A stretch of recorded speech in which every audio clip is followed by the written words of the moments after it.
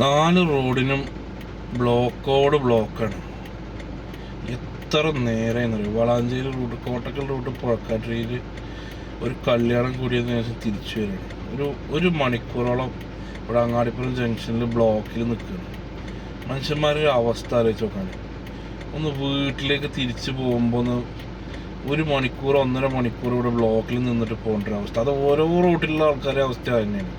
ഇപ്പോൾ പെരിന്തൽമണ്ണ ഭാഗത്തുനിന്ന് അങ്ങാടിപ്പുറം കഴിഞ്ഞ് പോകേണ്ട ആൾക്കാരുടെ അവസ്ഥയും ഇതേ അവസ്ഥയാണ്. അത് തിരിച്ചും അങ്ങനെ തന്നെ. വളാഞ്ചേരിയിൽ നിന്ന് വരുന്ന ആൾക്കാരുടെ അവസ്ഥ ഇത് തന്നെ. ഈ ദുരിതം ഒന്ന് തീർക്കാൻ ഒരു മനുഷ്യന്മാർക്കും കഴിയുന്നില്ലല്ലോ എന്നാണ് ഞാൻ ആലോചിക്കുന്നത്.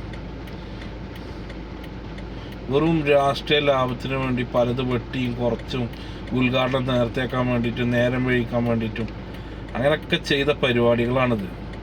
അല്ലാന്നുണ്ടെങ്കിൽ പല സൈഡിൽ നിന്നുള്ള റോഡ്, പല ബൈപ്പാസുകളും, പല പാലങ്ങൾ വലിപ്പം കൂടുതലും വീതി കൂടുതലും ഒക്കെ സംഭവിക്കേണ്ടത് വീതി കുറഞ്ഞ് നേരത്തെ കാലത്ത് ഉദ്ഘാടനം ചെയ്യലും. എന്താ പറയുക, ഇത് അനുഭവിക്കുന്നത് സാധാ ജനങ്ങളാണ്.